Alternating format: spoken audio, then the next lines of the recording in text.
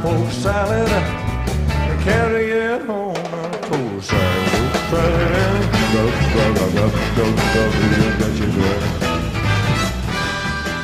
What's up, guys? So I have a bit of an Elvis news update for you regarding the release of the Elvis on Tour and That's the Way It Is outtakes.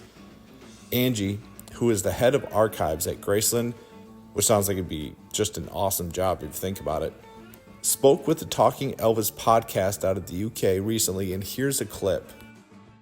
Is there any more news on the on-tour footage with Baz Luhrmann? Baz, nothing since he dropped that reel. Whenever he surprised us with that. I mean, we've been negotiating or talking with him about the footage for a while now, and so I kind of knew something is in the pipeline, and then he drops this reel, on Instagram, I think it was. And the whole world just freaks out, which is amazing. And in true Baz style, he is hot and heavy into it, and we'll know when we see it. It's the same thing with the movie. It was like he came to Memphis and lived with us in archives for about a month doing research. He was on and off property. He brought Austin to Memphis. Catherine came and looked at the costumes, and we sent her detailed photos and all of this stuff. And then it was like 5 years later, okay, here's the finished product, So I think Elvis is in great hands. I think that Baz is going to do him justice, just like he's already done. And I know that he's passionate about it. So he is an Elvis man, isn't he? I think if you just gave this to any old film director, they wouldn't feel it. And I've always said it should be him or Tarantino. No. It should be him or Tarantino because they love Elvis, don't they? Whatever they put out will be wrong. Half the people will moan, won't they? Just on principle. So I'm just looking forward to sort of anything new. So for me, new songs and new footage is the holy grail. And we have always, I can remember when I first got into archives talking about this footage that Warner had at the time. It was MGM at the time, and then it went to Turner, and then now it's, Warner Brothers has all of this footage, and we've only scraped the top of it. So the last big holy grail of footage Baz has at his disposal. And we have records of everything that was filmed for Elvis on Tour, what cities were filmed, all of the background stuff that was filmed. And that's the material. You could do 6 complete concerts because they were filmed from start to finish. So there's 6 hours right there on top of hours of fan footage, and Elvis on the plane, and Elvis in the car, and Elvis, rehearsing. So to me, Angie knows a little more than what she's letting on. It seems as though something big is underway.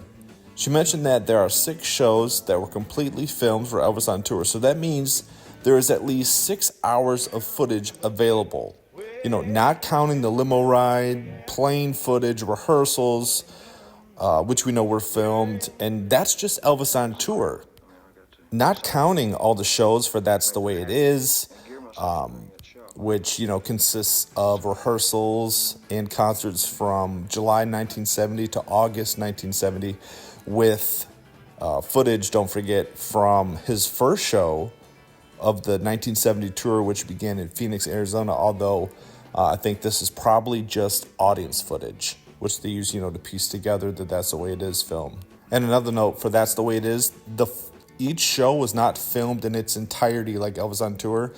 Like for That's the Way It Is, some parts were lost, like for changing reels and stuff like that, although they do have all the audio. So I could see this being a huge release. If they release 6 full shows, okay, let's just think. Let's just, speculate, okay? If they come together, Warner Brothers, all that, with Graceland, they release 6 full shows from 1972, with some limo and the best of rehearsal footage, it could easily be 8 hours. And That's the Way It Is. Most of the concerts were filmed from August 10th to August 13th. And they were all filmed, but not all of them in their full entirety.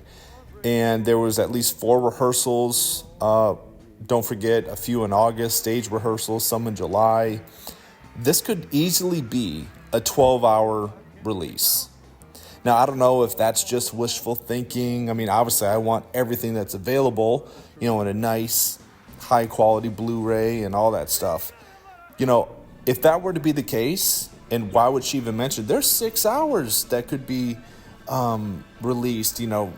Angie mentioning the 6 full Elvis on Tour concerts filmed. We're talking about Richmond, Hampton Roads, San Antonio, Texas, and on. But so let's just say, what would be the price on this? If they release that much, let's just say wishful thinking. So you've got to figure maybe $30 per Blu-ray. And that Blu-ray holds, we'll say, 2 complete shows.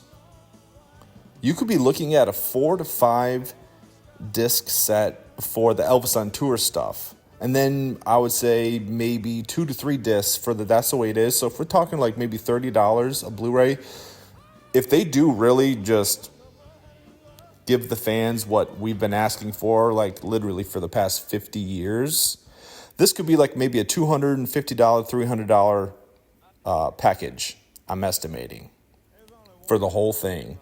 And, maybe for the casual fans, fans that don't want to, they're interested in this type of product, but they're not going to spend all that much. Maybe like a $50 2-disc set for them, just to quench their curiosity. So this could be the mother of all Elvis releases. This could be the grand finale, really, because after this, what is there? This is literally, it's probably going to be the grand finale, and I hope they do it right. Now, I'm excited, just like the host of the podcast said, I would always want Baz to do this type of release because we saw what the great work he put into the Elvis movie, or like Quentin Tarantino, and I totally understand, when you see certain movies like Django and that. I'm so glad that Baz is not only the one that's going to be doing this project, because let's face it, like they're working on something. This isn't just hype. Something's actually going down behind the scenes, and they're not releasing any more info except for little teasers until they're getting ready for it, for the release. So this really looks like what we've all been waiting for. If this is anything less than a 3-hour release, I'm going to be very disappointed. But I don't think Baz is going to disappoint. With the success of the Elvis movie, and they know that Elvis fans are willing to spend, like the hardcore fans, are willing to spend a lot of money for this type of product. They're not going to lose money on this. I think they're pretty confident in that. And like I said, they don't have to release a huge pack, and that's the only thing that's available. They can release something small, something bite-sized for, just the casual fan. But for us, we want everything.